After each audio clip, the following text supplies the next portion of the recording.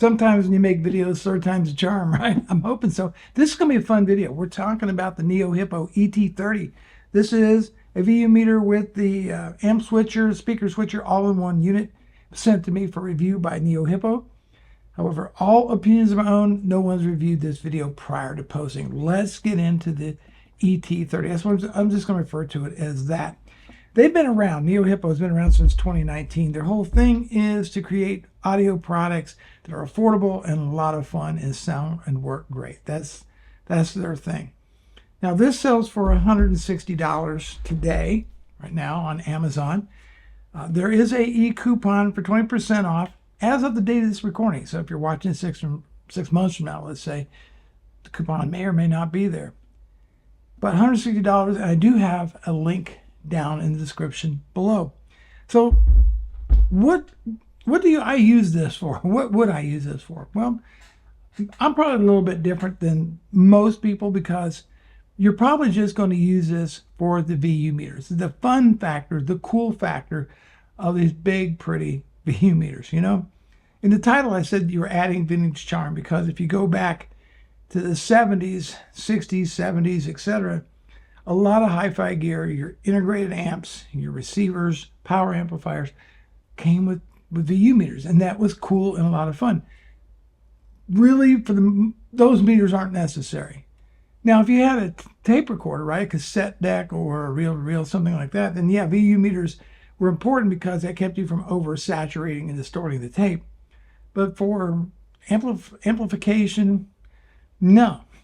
But it sure was cool. And that's the kind of retro cool factor NEOHIPO is bringing back. And of course, that could explain why there's such an interest in vintage audio, because it sure was pretty. I like to call it audio jewelry. Okay, let's talk about some of the features of the NEOHIPO. Well, first, you can connect 2 amplifiers to it. You can connect 2 speakers to it. It's got a couple modes for the sound. You can either pick up the meters using through the amplifier, or there's an ambient sound mode. And so it's got a built-in microphone, and that just, those meters move as audio moves throughout the room. That's it. The speakers can be connected either wired or with banana plugs, and the max power handling capacity is 200 watts into 4 ohms. And one of the things I think I was curious about, because I guess I am a bit of an audiophile, would this add any more noise to the sound, the noise floor of the amplifiers and speakers I'm working with? And the answer was no, it did not. And that was a realistic concern because there was just another thing in the signal path. But no, I couldn't really detect anything of that nature. It's well built, all metal construction out here, plastic knobs, but most of the time you're going to be using the handy remote that we'll talk about. So you got that, but it is a steel box on here. Got nice speaker input terminals on here. They are plastic, but they will accept wired or banana plugs on there. Runs off of USB power, 5 volts, but they don't provide you with a wall wart, which is kind of unusual. So in the box you get the NEOHIPO. You get a remote control, you get a USB power cord, and you get a quick start guide. That's what comes in the box. Now, as far as meters are concerned, they display 34 different colors. They have 4 different brightness settings, so they're in 25% increments, so 100, 75, 50, 25, and then off. But there's 2 working modes, and there's a M and a D mode. Now, let me read to you, because it really wasn't quite clear to me in the documentation, the difference. So I wrote to NEOHIPO and said, hey, can you go into more detail? Here's what they had to say. The M mode is suitable for songs with a big difference in loudness, and there is compression of the pointer jumping range. That has nothing to do with the song, just the pointer jumping range is compressed. So this solves the problem of the pointer jumping out of the VU meter, indicating scale when the volume is high. The D mode, direct drive mode, the pointer will be more responsive and suitable for most music. So I kind of take from that, or my take is the M mode is going to be for music that may have a tremendous amount of dynamic range. So I just kind of leave it in the D mode and we call it a day. Let's talk about some of the controls on the unit. So you get an amp indicator light. There is a mic or wired indicator light, a speaker indicator light, an amplifier selection button, a light and color button which controls the brightness, the lights, and the colors, a swing range knob, and the sensitivity knob.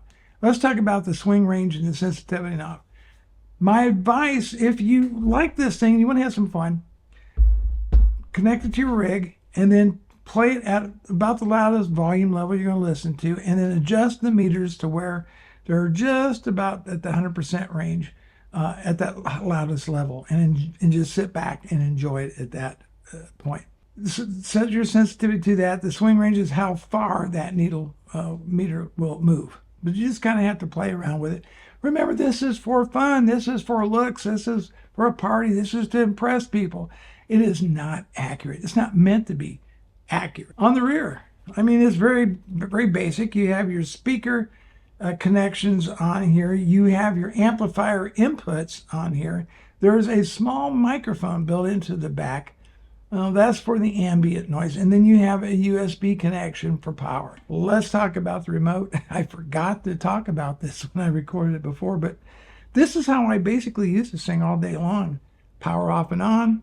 You have the mic button here at the top. So whether you want to listen to it or watch the meters go based on what it's receiving from the amp or the ambient sound room, that's the button you would push. The middle here is going to adjust your brightness up and down on the meters, and then you can change the colors on here.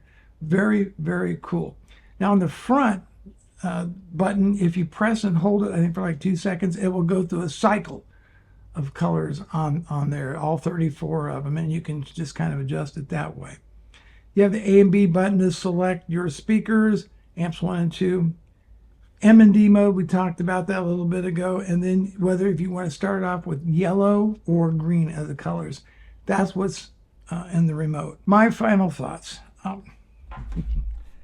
Just a lot of fun. It looks cool.